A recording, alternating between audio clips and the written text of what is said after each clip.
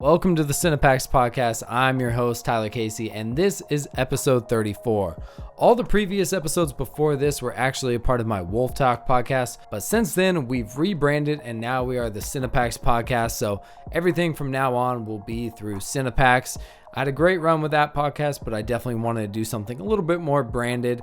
And I wanted to combine it with our company, Cinepax. You're going to see the production value level up over time. We're trying to get everything started. We're looking for some editors to work on the podcast, to help with the blog posts and all that. So if you do that kind of stuff, maybe you should reach out to us. We did hire some people in the beginning, but we're always looking for new people to come help on the podcast. This episode, I sit down with Yungtada. If you guys don't know Yungtada, he was one of the first people to shoot a video with Lil Mosey. If you guys don't know Lil Mosey, he's a young artist who just blew up like crazy. Most recently blew up with his song Blueberry Fago, which was all over TikTok. Yungtada was his personal videographer and shot his first handful of videos and has continued to shoot videos for him now. He gives plenty of tips on how to link up with an artist, how to work. He even gives some editing tips, and there's some really good insight in this episode. If you guys do enjoy this podcast, feel free to leave us a review on iTunes. It would help us out a lot. And if you want to support us, just go check out Cinepax, download some of our free effects, and if you like them, go ahead and purchase the full versions. We appreciate your support. Let us know what you guys think about this podcast, and if you guys have any suggestions. Here's the first episode, episode 34, but episode 1 of the new Cinepax podcast. I hope you guys enjoy. What's up, guys? Welcome to the Cinepax podcast. We have a very special guest, Yungtada. How's it going, man? What's good, bro? Thanks for having me. Nice to see you. Yes, sir. Eating over this, so yeah, it's nice to finally put the face to the name. We've been talking on Instagram. Yeah, you know what's crazy? Fucking I just rented a pack of Asteras on ShareGrid, and I was like just doing my homework, and I came across your video. I was like, wait, is that the guy who sent me the packs? And like I didn't know what you looked like, so that was hella funny. Yeah, that I saw that. That's hella funny. Yeah. Oh yeah. Talking about like using Asteras and shit. Yeah. That's dope. Yeah, it looked like you were shooting a video using those with Mosey, Lil Mosey, and who else? I forgot who else it was. Bankit J. Yeah, sick. Yeah, those two. You got hella questions, dude. Like you blew up my my what's it called? Everyone's like, you got all these like Lil Mosey fan accounts like blowing me up, and then like, that's hella funny. People asking like, when's that video dropping? The one you just shot? I'm like, I'm not gonna ask that. Yeah, exactly. They're all trying to get the inside scoop so they could post it first. That's like my life right there. Yeah, no, I've seen that working with some artists. I remember when I just did some videos for like SOB and whatnot. Like people would like screen record my stuff or like stuff that you wouldn't expect. It's pretty funny. Yeah, exactly. So you know what it's like. Yeah, for sure. So what have you been up to? How has this whole coronavirus, COVID-19 affected your work? And it looks like you're still shooting, so that's good. But tell me a little bit. Honestly, just trying to stay as busy as possible, because with this, like, there's also an upside to this staying at home and quarantine thing. Is like you could just like sharpen your skills, learn new ones. I've been trying to learn Illustrator just so I could like do the whole merch thing. But yeah, I just been working with Mosey. I finished up one video like right when quarantine officially started. Like I had a video to edit, so that was a good time to knock that out. And then he just wanted to run another one back with JD, and just like some editing stuff. But yeah, just trying to like take the time as much in my favor as possible and just learn new things and just further everything. Yeah, I feel like if you come out of quarantine with not finishing all your edits, you did something wrong.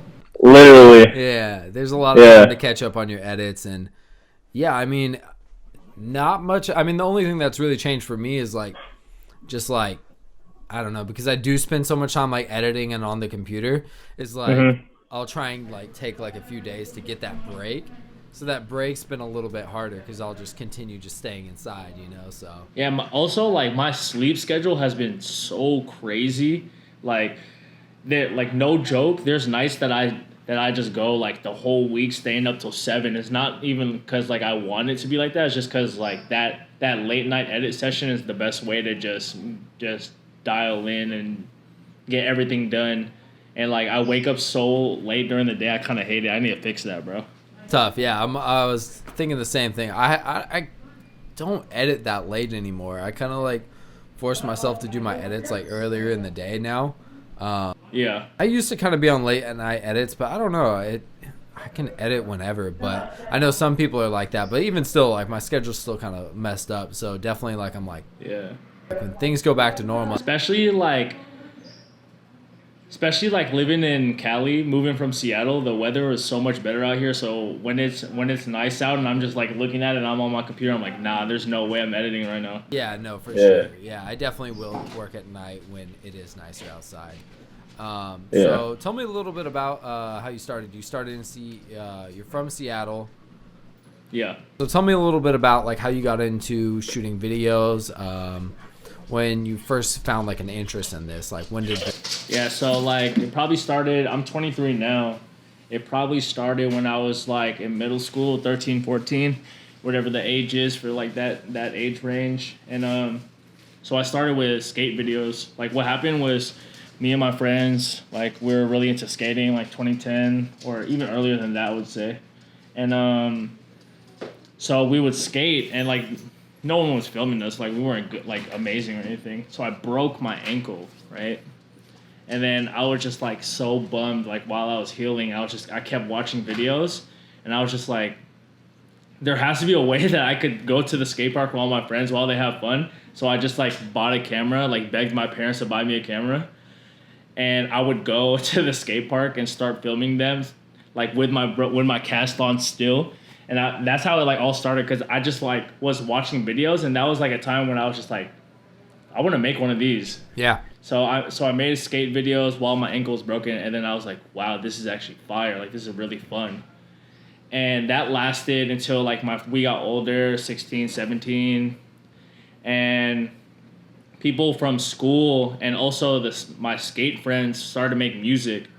So it naturally like led from skate videos to music videos, because I was just shooting shit for my friends, and then it just kept going crazier and crazier. And then my like biggest break outside of like local videos was Mosey, obviously.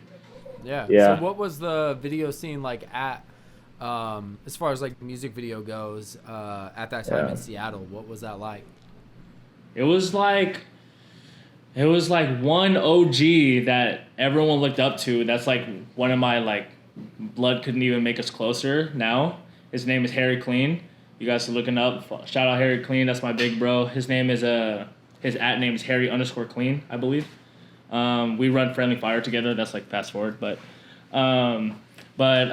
so he was shooting videos because he's like a little older than our generation. So he was shooting videos like when the 7D was like the best camera, like like back in the day. So he was making noise with that, and then so he was pretty much, going back to your question, he was pretty much like running the scene in Seattle.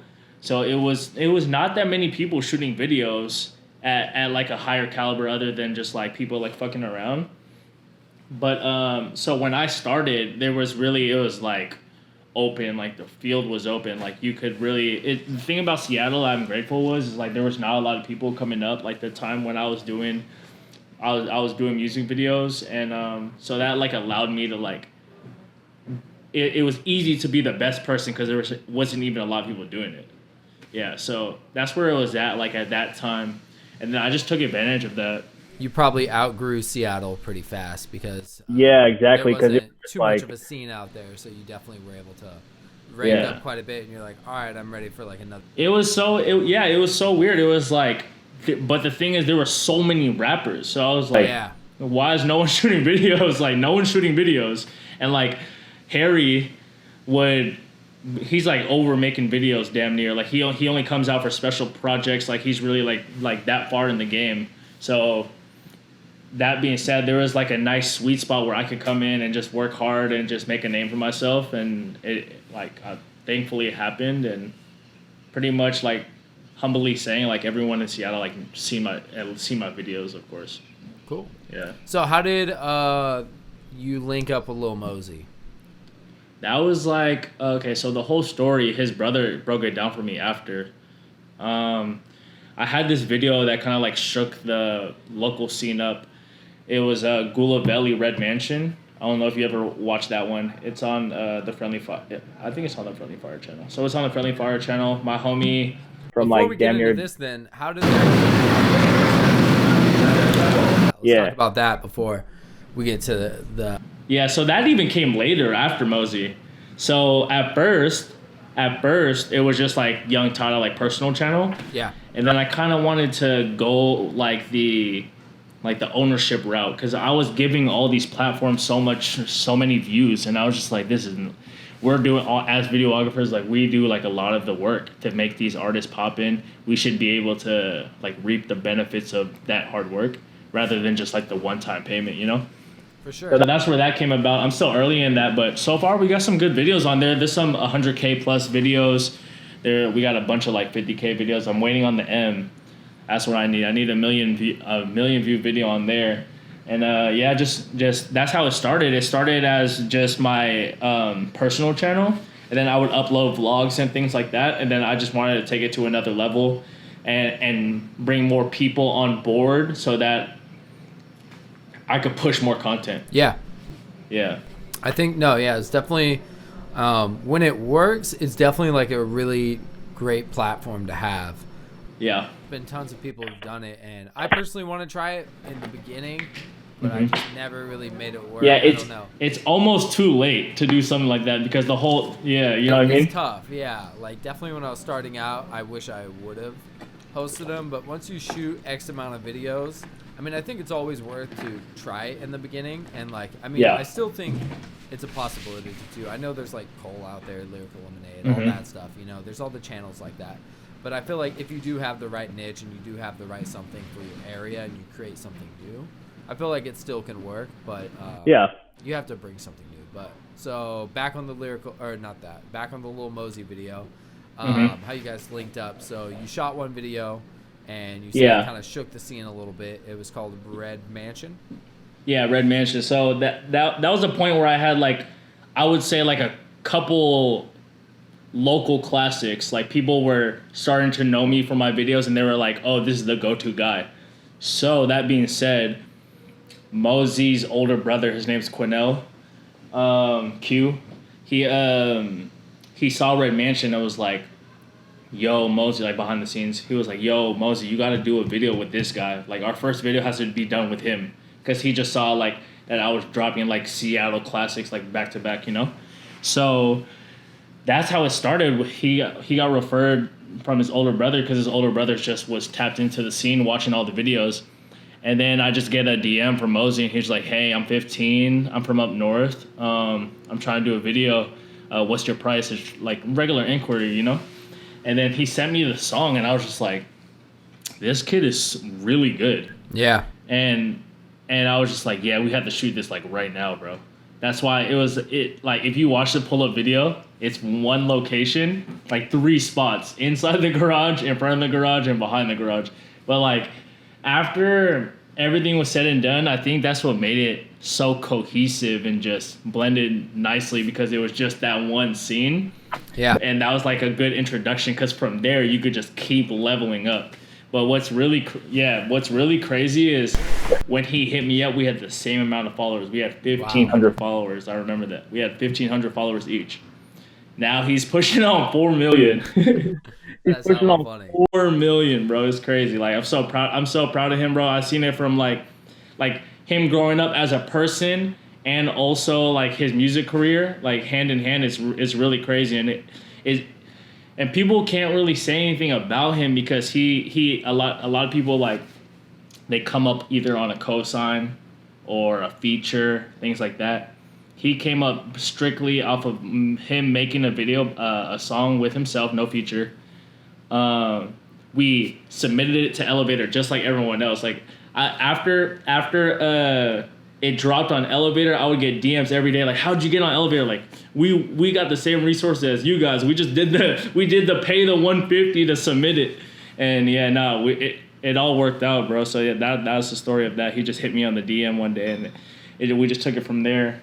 So a lot of people I know, like, I personally don't care, but a lot of starting out kids, they want to know like, oh, did you get paid for that first video? Was it like a paid thing? Or were you just doing it out of love? Were you just like, I like this song, let's rock with it? I'm sure you weren't asking to get cashed out. How did that kind of work? Yeah, exactly. I mean, so I'm sure you get like thousands of DMs like that all the time. So. Yeah, so being completely transparent, completely honest, I charged him. I did. So I charged him just my base price. My price back then, I believe, was 500, just 500 flat. So his brother that referred him, his older brother, obviously because Mosey was super young, like no 15-year-old has $500 to spare, you know. So he spotted him, and I don't know how he got the money. Well, he probably, you know, just saved up for him, because it was a gap. So I think they did save up. So it was like they hit me up, I believe, earlier in the year, like April or something, and then we shot it in super later, like September or something. So they were just saving up, I guess, and then we dropped it in December. So yes, I got paid for that video, but the second video, Boot Pack, I did completely free, because at that point you just gotta do it, get content on there and build it. Cool. So talk a little bit more about building that relationship with Lil Mosey and how that helped build your personal brand and just how you move forward from there. Yeah, so like with Mosey, that's where I would say like 90% of my followers are from. And where it started to pick up is when we went on tour. That's like, if I were to suggest people that are trying to like get a following quick, is like build with, like try to, you know, it's a mix with luck and hard work. But once you do find that one artist that actually starts making a name for himself, just stick with them and hopefully go on tour, because that's like the number one way that I had my that I got my followers. Because what I did was just post a recap every single day. Like I see a lot of tour videographers kind of like compile the footage and either do one big one at the end or combine cities, things like that. You gotta do it every day. You gotta film it, edit it the same night, put it out the same night if you can. If not, like right in the morning. Because then they just start coming in, and they create that link like, oh, this is Lil Mosey. This guy keeps getting tagged. He must be his videographer.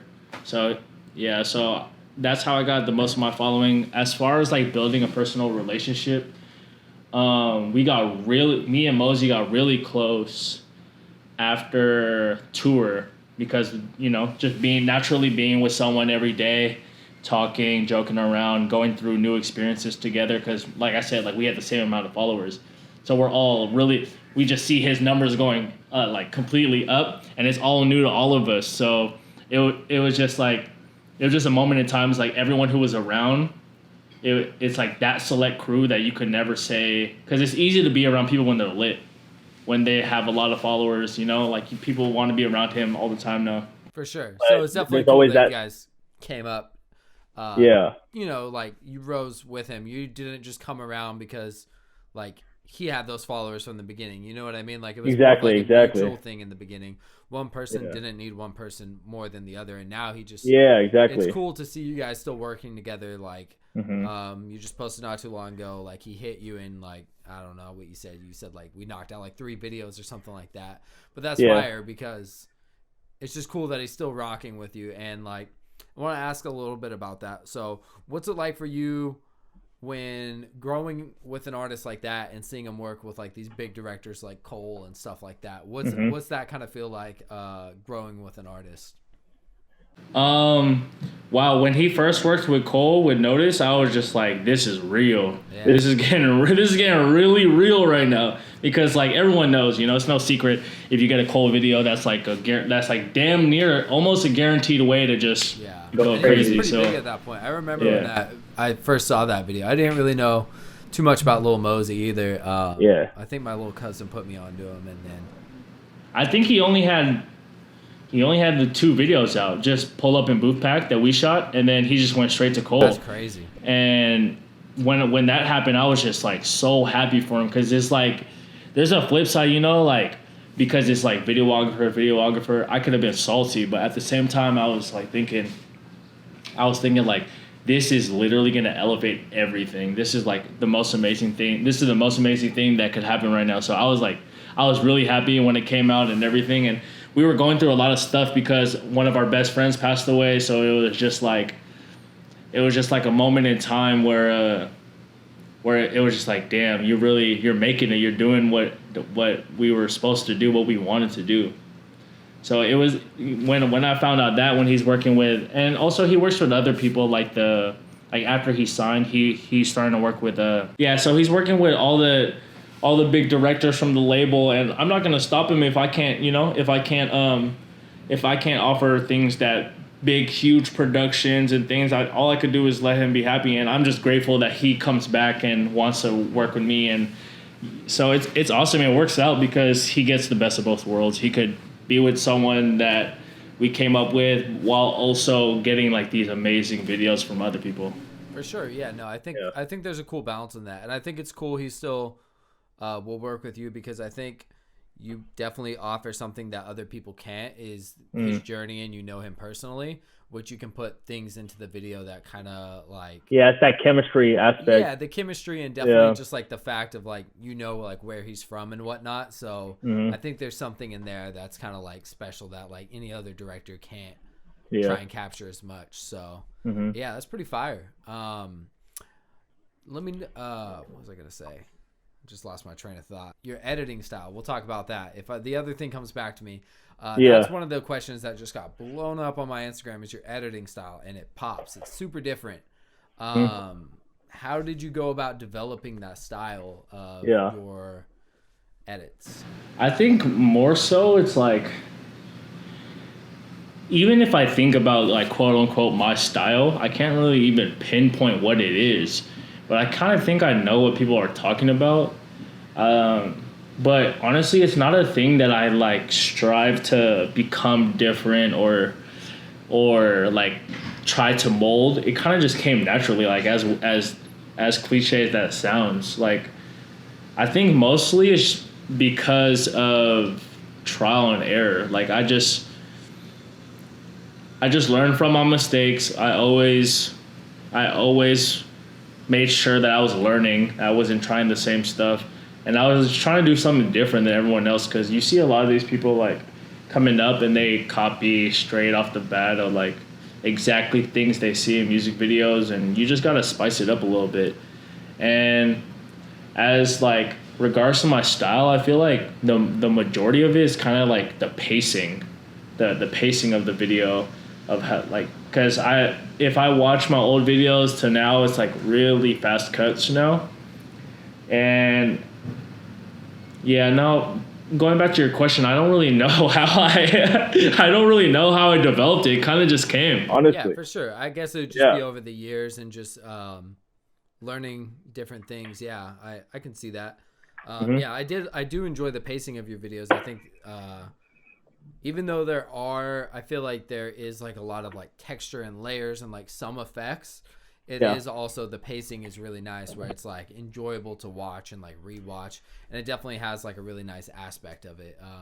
Yeah, because like a lot of your edits are quite different, like when you compare them just to like video to video. There are some aspects that do stay the same, but there are also like a lot of aspects that it kind of like switch up and change. So that's one thing. I came across your Instagram.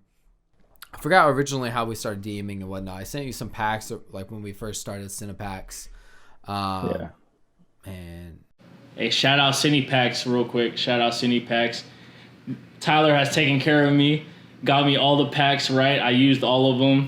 Yeah, some of my best videos have Cinepacks. That's all I have to say. Yeah, bro. I'm hoping we see some in that next edit, because I sent you over some fire, some ones that I think, because I always see you use like the little leaders across the screen. Yeah, exactly. So yeah, we bought like a shitload of film. I actually fucked up my coffee table. My girl, like, we're going through with like hella Sharpies and shit, and we're like scribbling on hella film, and then we sent it in and got That's cool. You actually do it like the analog way and kind of not try to like digitize it. Yeah, that's sure. really cool. That's we have some digital stuff, but we try and create like all sorts of, using different types of mediums and stuff. Yeah, because there's some stuff you can't really like digital is the way to go. But the fact that you did the film ones, like you just told me that you scribbled on it, that's fire. Yeah, I had the Super 8 camera, and I just what's it called? I bought some more film, and like I filmed like some more film burns and stuff.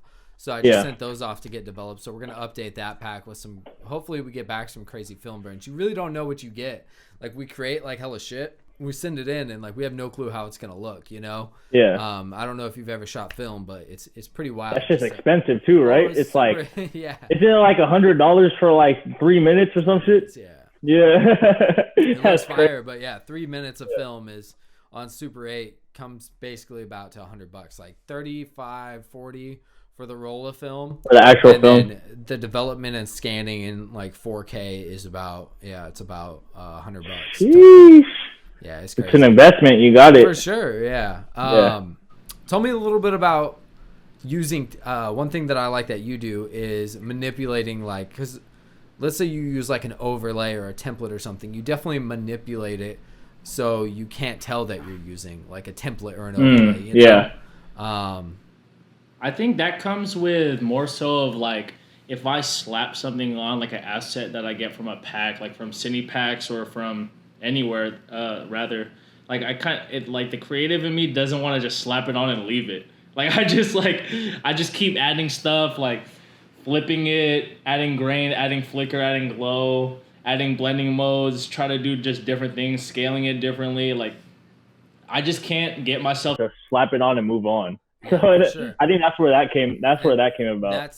That's what I hate the most about like this template game is like I don't like when people just slap our assets on and they're like boom, it's done, you know? Like that's not like we want to save you time so you don't have to create your own assets, but we also want you to be creative and like use it in a certain way. Switch you know? it up. Yeah, because you have so many different ways that you can manipulate an asset, whether like you said, like we have those paint effects, like you can literally scroll through all the different like Scroll through the HLS and just go different colors. Yeah. Especially with like plugins too, like glow, flicker, all that. Blending modes, all that. Yeah, blending modes. Yeah, blending modes are like probably one of the biggest ones. You can do so much with those there. And even simply, like I remember when I did the bust down video with your paper pack, like as simple as brightening up the paper and making it like less dark, it makes a big difference because you have to blend it with what you put it on. You can't just slap it on there. And that's one of my favorite things that you did with that pack is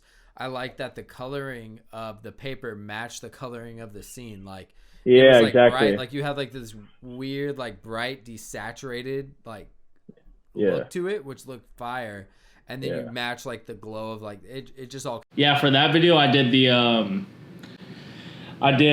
the background black and white while keeping the skin tones. Yeah, that's what it was. Yeah, that's what it was. That looked fire. So yeah, that definitely helped and it also matched with the paper being black and white as well. But you just made it brighter. So yeah, for sure. I think that's one thing that people should take away from your work is even if you're using like assets offline, you don't want people to go like they shouldn't be watching the video and be like, oh, that's from Cinepax. Oh, that's from, exactly. That's from so and so. You know, that's I've seen that template on YouTube. You know, you want to manipulate it where people like barely even notice it. You know, they're like, how the fuck do they do that? You know. So exactly. I think that's one thing that I really appreciated about your work and why I wanted to get some of these assets in your hands. So. Yes, sir. For sure. Cool. So yeah, what else you been up to? Anything you've been working on or? Currently I have just that one video we filmed 3 days ago. So I filmed that Mosey video with JD. I'm about to knock that out as just focusing on that. And just trying to like I said, like in the beginning, just trying to sharpen everything. Just trying to come up with different things, think outside the box. Cause I'm at this weird part of music videos where it's like, I almost want to stop, but I can't stop. You know what I mean? So it's really just like a feeling out process, is learning about yourself, about where you want to take it. Yeah. How do you feel? So what do you think is like your next step? Do you want to continue in music videos? Do you want to try and get to like those bigger level videos, like where it's more like you're more directing and you're not really on the camera as much? Or where do you see yourself going? Or yeah, I'm pretty much over the one-man band thing. I could tell that. I could tell you that right now. Like, I would really like to do a test shoot where I have the DP, I have the first AD, I have all the grip and gaffers just on deck. I want to try that stuff, but as far as music videos, I kind of want to step back from the making 40 videos a year. I kind of want to like literally like lower it down to 6 to 12 and just not even and just like make it the best shit ever.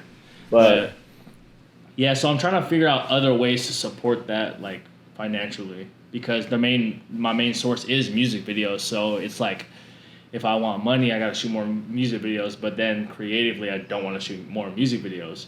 So it's just finding a balance, finding a nice middle ground.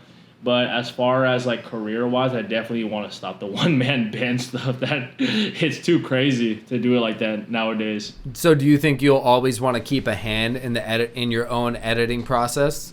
Yeah, editing wise, there's no way I'm gonna send it off. Yeah. Yeah. For sure. Yeah. No. Yeah. It's always nice hiring. Have you ever had a DP on set, or usually it's just you filming? Damn, Just me. You gotta do it. It's sick. So once you do it, you'll. Because I just did this shoot. The shoot that I just did, I was everything again. Obviously, like director, DP, everything. The gaffer, I was setting up the lighting and everything, bro. So but the thing is, I was venting to Harry about this. I was saying, when you're doing the one man band stuff and you're in gaffer mode, you're in grip mode, like it's hard to shake that mode off once you're done setting the lights up. And then you want to keep tweaking. You want to keep tweaking, and then when you finally get to the camera, your mindset is just this technical, and you can't really shake it off. Like you need to get into that creative mode as the director and stuff. So I definitely want to like recruit some people, build with some people, so we could get it going. We should definitely link up on a video then soon.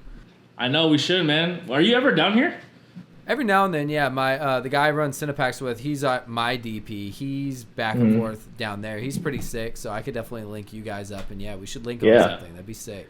But like the thing that I'm gonna do next is I'm building a PC right now, so I could handle cine cameras better. And I have this DP that I don't want to work with until I'm done with the PC. But like I literally have everything ready to go, my part list and everything. But it'd just be so stupid for me to drop $3,000 right now. You know, like during quarantine, like that would be so dumb. Yeah. So I'm just waiting for it to blow over, and yeah. So I expect some cine cameras. Yeah. But you have a PC? Yeah, I have a PC. That's why I got excited. Yeah. What build you got? I built it quite a while ago. I honestly don't. I have a 1080 Ti in it. I don't even remember my. Let me see. Your CPU? Let me see. I have this specky thing. Let me see if I can pull it up. 1080 Ti is still good even today. Yeah, let me pull up my specky little guy here. Let me click yes. It's analyzing. Let me see what I got. If it'll even do it while I'm on this call. It's loading. I think okay. So I have a Intel Core i7.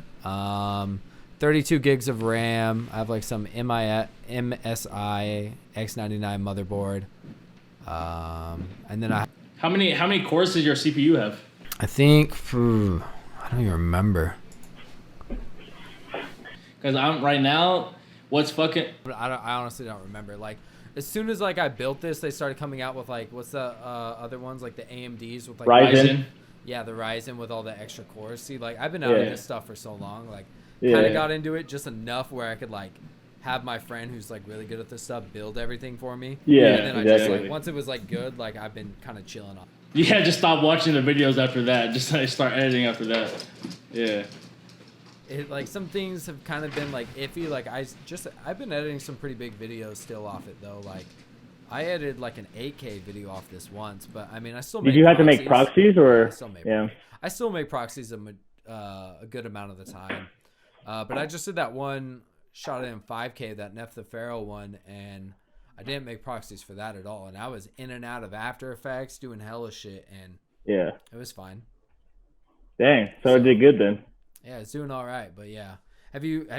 What are you editing on right now? Just a laptop or? I'm editing on a laptop, a 4-core, 32 gig RAM, a 1050 Ti. Like it's so old, bro. Yeah, but I mean. When it comes to Sony, people are watching it on their phone 90% of the time.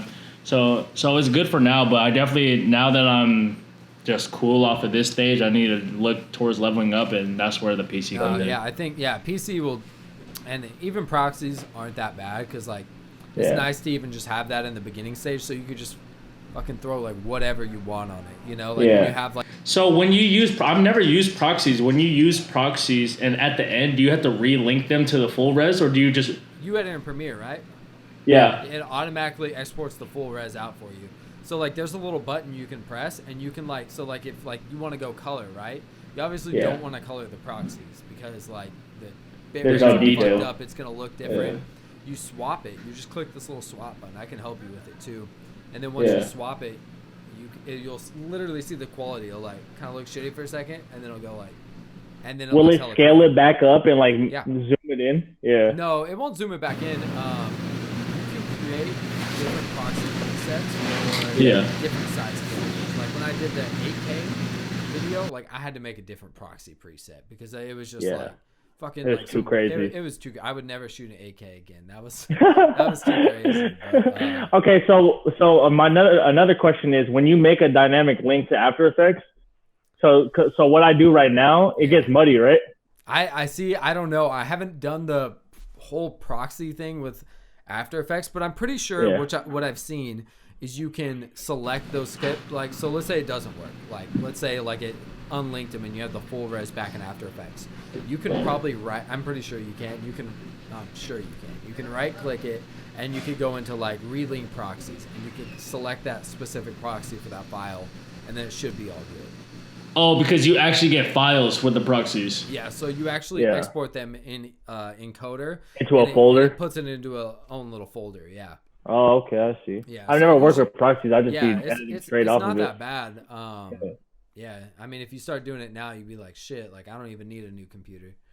Yeah, literally. Yeah, if you've been, especially working on an older computer, like proxies are crucial. Even like with my GH5 footage, that shit's like so.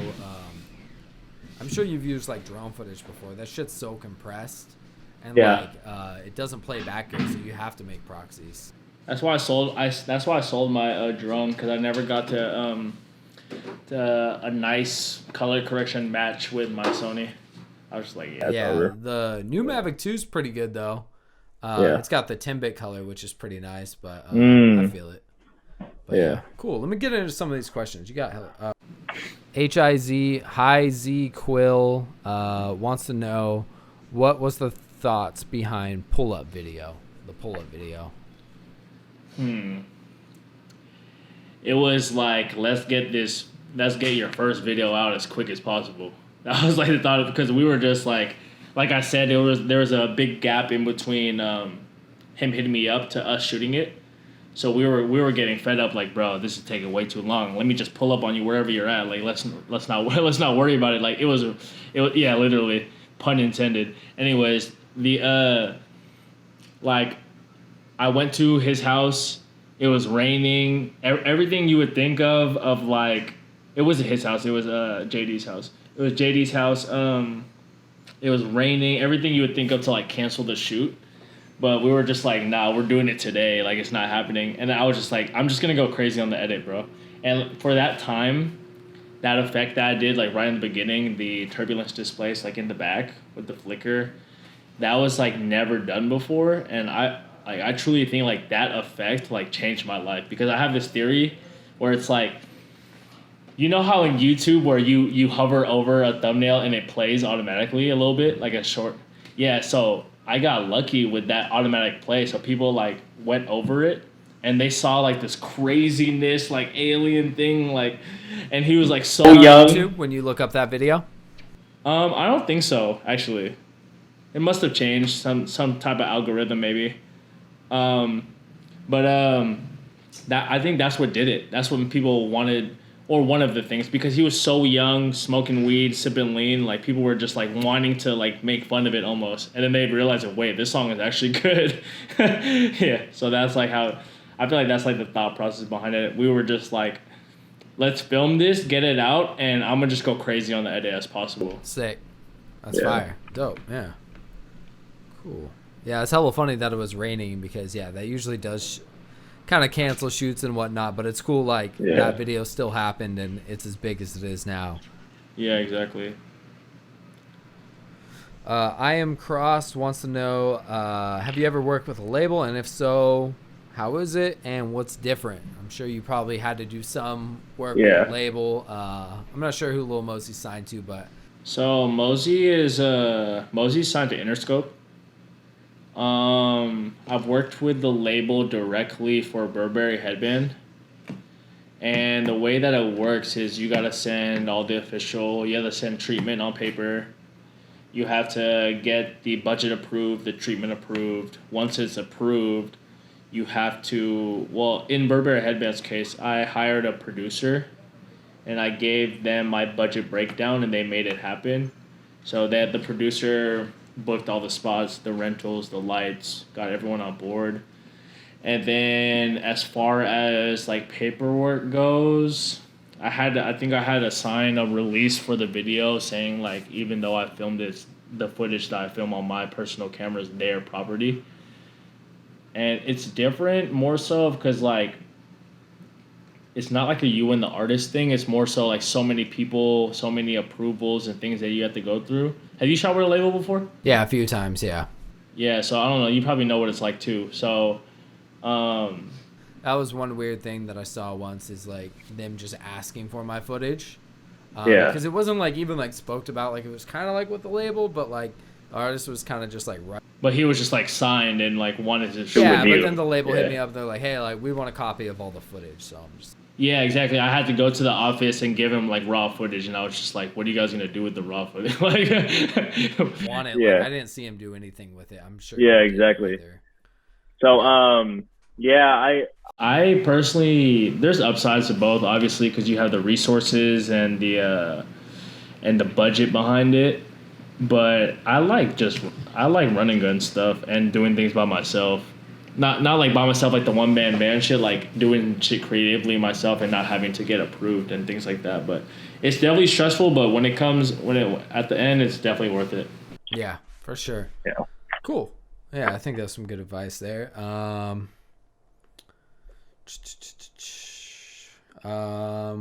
What do you do when you have a creative roadblock? Ooh, that's a good one. Creative roadblock. I just get your mind off it. Play video games. Take a day off. Just try to go through the rabbit hole on YouTube. Try to spark something, you know. And it doesn't have to be just music videos. Just videos in general. Just kind of just step away from it and give it time to breathe. That's probably like the best way to do it. I don't really have the creative roadblocks that much, to be honest. Like, when it comes to video, you could just keep trying it. Like, it's so endless. Like, it's not like writing a song or something. Like, writing a song, you could probably just go blank and not even be able to put anything. But when it comes to video, for me, it's just like, just do it. If it doesn't look good, just try something else or try something else. I don't know. Yeah. I feel it, yeah. Sometimes I get it, though, like, if I ever do have to write, like, a treatment. Yeah, that's where it gets, like, you... And then the fact that you're playing the song on repeat, and then you're just like, okay, I don't really know. That's when I do that. Like, I'll go on, like, a drive or something. Usually. Yeah. Oh, that's smart. Yeah, that's smart. That's probably, like pre-production is probably where it gets... That's where the roadblocks come. Yeah, for sure. I mean, even sometimes in the edit, you're, like, not sure what this edit needs, you know? Yeah. But I feel it. Lil Mosey won. I don't think it's the actual Lil Mosey. I think that's the #1 fan account, the one that has a lot of followers. I think. Yeah. I don't know. What's your goal in life? My goal in life? Then they went straight for the big one. What's my goal in life? I just want to be able to wake up and just do whatever I want. Like, you know what I mean? Like, get to a point in wherever it takes me where I could be like this creative just source of creating a lot of things, because I don't want just video to be the end of it. Like, I want it to be clothing, all the other outlets. Like, I didn't want to say everything because I don't want to like say it and not be about it, but I just want to in life I just want to be able to just do what I want, make a nice wage off of it, and just go from there. It's really simple, honestly. Yeah, I just want to be. Yeah. Cool. Shout out Lil Mosey 1. We got Tiny Tapes is asking why you're lacking on the vlogs. my boy Tiny Tapes. I know him. That's my geyser. He said I'm lacking on the vlogs. Jesus Christ. People always say they want the vlogs, and then when they drop, they get no views. So that makes no sense. Yeah. So they want Mosey vlogs. They gotta be more specific. They want Mosey vlogs. Yeah. Yeah. Yeah. That's how I felt. Like I used to do this podcast a while ago, but then I think I hit you up about it before. Like.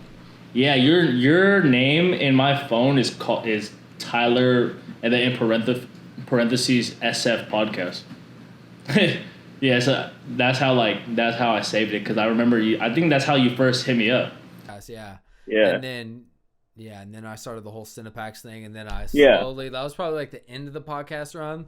Like I even like watched the like charts of it, and like it was going up, and then like I don't know. I just got kind of tired of it. It's just so much work. But now. Yeah. With more resources that we have, just worth a try too, just have fun with it. I think like with what we built with Cinepax, we can definitely put a lot of more people onto it because we want to bring more value to everyone. So it's been tight. Let me see what else we got on here. See if we got any. People got to step up their question game, man. Coming with weak questions, bro. This one's good. I got two for you. Carl 20K wants to know. Who's your favorite music video director? I would probably say Brother. Yeah, I could definitely see. Yeah, yeah, you could see like the Brother inspo behind the shit. A little bit, yeah, not too much though. It's not like a. I wouldn't think it originally, but now that you kind of say it, I see a little bit. But Brother is like, man, their shit is just insane. Like, creatively, they do things like when they post the behind the scenes to things like putting cameras on footballs and throwing it and all kinds of shit. I love like every video they do. Yeah, their shit's tight. Yeah. Like, have you watched the video Joji Windows? No, I don't know if I've seen that. That's my favorite video of all time, bro. I'll have to peep that one. Yeah, I don't know. I probably have. I just probably don't. I don't know. What about you? Who's your favorite in the game? Music video director? That's tough. I don't know. I don't know. I watch like a lot of different directors, Yeah. And I kind of like just stick to like our league, like people who like the effects, the rappers, like that stuff. So I don't really know like, like Kendrick Lamar's like Director X or whoever, that guy. Yeah. Those people, like, I don't really... Cool. I mean, I do like the Kendrick, like, Travis Scott, because, like, those still kind of have those elements of, like, the crazy effects, but they're a little bit more clean. I do appreciate that stuff, but... I like my favorite directors, too, my brother, K. Koyai. Follow him right now, at K. Koyai. We run Friendly Fire together. Shout out Harry Clean. Those are my favorite, because when it's, like, on a personal level, it's different when, like, you don't know someone, but then someone, you talk to them every day, you know what they're going through, and then like you see the work they produce and you see them grow, like that's what makes them my favorite. Yeah, yeah. Especially, yeah.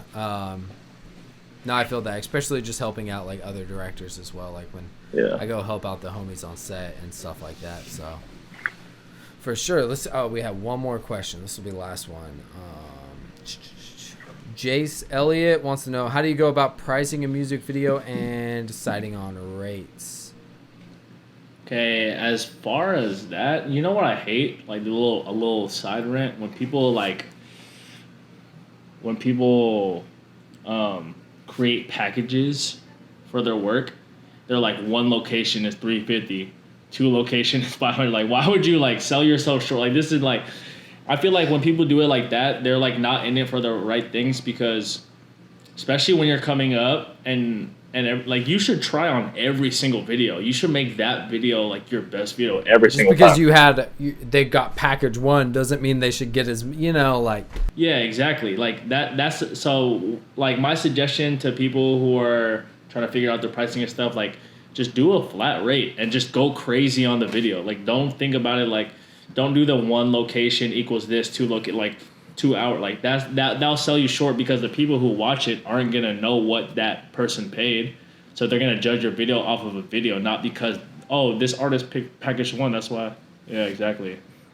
You gotta just go crazy on every video. I used to get on kids. I've seen in their bios like, I charge $300 to $500 on a video. It's just like, bro, like. They're gonna pick the 300, bro. You're never gonna get more than 500. Yeah, no, that's another thing. You're so right, bro. When people say in their bio how much they charge, like, bro, what if someone wanted to pay you 3,000, bro? Exactly. Now they're gonna pay you 500. Yep. Like there's things a lot of people learn. I remember like I would just be like charging, I don't know, like $150 or something, you know? Yeah, something so small. Yeah, I got a budget of like $500. You'd be like, oh shit, you know? Yeah, exactly. So like, yeah, never put your price like. Never put it out there, bro. Yeah. Never put it out there. It's just let people come to you and like. And see what they're working with. Exactly. Like even if your price, so I think that's really good advice is like put as much work into it as you can. No matter what, you know, like don't do the one. Don't do the packages. Don't do the damn packages, bro. That's a no-go. Yeah. And the sales too. I hate the sales. The quarantine sales. Oh yeah, the flash sales every other week. Every other week, like your shit's always on sale. There's not no flash sale, bro. That's just your price. That's your price. Yeah. So. Yeah. I mean, I think specials are cool, or even just like packaging together videos. I don't know. Yeah, that's another thing. There's one very dark moment in my life, bro, where I had like 10 videos just like piled up at the wrong times because you promise people like, okay, let's shoot 2 right now and then I'll edit it, and then you get a good opportunity for Mosey, so you have to shoot that, so that equals 3, and then you're like, oh, I'm down, let me shoot another video, so that's 4, and then it goes all the way up to 10, and then you're just like, wow, if I work every day for like 10 hours straight, I still won't be done for like 4 months. So there was like a dark time where, so my suggestion is, my point about this whole thing is like try to stay away from the, can you do 2 videos for X amount? Because when you like especially with being a videographer, your worth is in your availability, because people, if you're not available, they're gonna go to someone else. So like especially in a place like LA, say a big artist is like, who could shoot me a video right now? And if you're stuck editing all these local guys' videos, then you're fucked. Exactly, yeah. Yeah. And the whole, like, we always get this, like, oh, if I do more videos, can I get a discount? Like, unless if you're super hungry, like, say no. Yeah. Because, like, one, you're just tying yourself up with the same person. And, like, someone told me once, like, you can only shoot so many videos for that artist. Because, one, like, what are you going to have in your reel? That same person 20 different times, you know? Yeah. It'd be like the one trick pony, like, yeah, I got so-and-so in my video and his partner, blah, blah, blah, you know? Like, that's your demo exactly. reel, you know? So, like, when you put The whole person? out, you know, like, it's just like, 25 different shots of the same person, you know? Yeah, exactly. That versatility, I think that can really... It is about that versatility, because then like those people branch out to other people. Exactly, yeah. Yeah. So I'm sure you've also made a lot of connections with other people from being on tour with Mosey and just doing all stuff like that. So I got this video that I'm like begging to drop, but the artist is like waiting on it. I'm just like, bro, the world needs to see this one. Is that one dropping on the Friendly Fire channel? Nah, I asked them. They said, hell no. They said it's not happening. I had to try though. Damn, yeah. That's cool though. So yeah. What advice do you have for someone if they wanted to start their own channel and do something similar to that? Is there any like roadblocks or any things that you've seen, like when it comes to kind of like negotiating price on shooting the video for something like that? How's that? Yeah, I got lucky enough to where I got my weight up and people kind of just trust me as a videographer, and they like, because if you offer more subs than their personal channel, they're gonna want to post on your channel. But as far as starting it up, I would just say just work so hard that they can't ignore you. Like, just keep uploading videos. Try to be as original as possible. Stay away from trying to copy Lyrical Lemonade so much, because everyone that's starting their own platform is like doing the whole treatment of Lyrical Lemonade. You know, just trying to stand out and just trying to do something different. Honestly, I feel it, yeah, and especially if you have your own style of like videos too that people haven't seen, I think that helps a lot too. So I mean, it's tough to be original, but I think it's still possible. Very possible. Cool. Yeah, is there anything else that you want people to know? Any advice for any upcoming filmmakers shooting videos? What kind of advice you got? Let's see. Some advice just in general. Always learn. Have the novice mindset. Always just find what started it and just keep that. Just jar that up and just use that. Keep learning. Learn from your mistakes. YouTube is your best friend. YouTube's your best friend. And that's what I was going to ask too. Yeah. Someone asked, forgot their name. How'd you learn all these effects? I mean, YouTube. There we go. YouTube, just self-taught. The biggest thing is just don't even think about it. Just shoot, and then you'll make so many mistakes that you're just like, okay, this is how to do it. Like if you just the thing is like if you just watch YouTube videos and then you don't apply it, it doesn't work that way. It doesn't stick in your head. You have to, because I get so many DMs like, oh, like I'm afraid to go out and shoot. I haven't shot my first. I was like, you gotta do it, bro. Everyone sucks. You use your iPhone, bro. Imagine like iPhone's got like crazy cameras in it in itself. Like you could make a whole music video if you really tried. Yeah. But yeah, so as far as some more advice, probably YouTube University. Sit down, get to it. Keep learning, build as much as possible. Do it for passion. Find your passion in it. Don't do it for the money. If you do it right, the money will come. Just always remember that. Yep. As far as that, anything else? Thank you, Tyler, for having me on this podcast. Shout out Cine Pack. Where should people follow you? Check you out. What? Follow me at Yungtada on everything except for Twitter. YUNGTADA. Friendly Fire on YouTube, just straight up. Yep, just check those out. I got some videos coming out with Mosey. Got some unreleased stuff that I'm sitting on that could get M's, hopefully. And shout out Cine Pack. Yeah, thanks for having me. Thanks for watching, guys. Cool.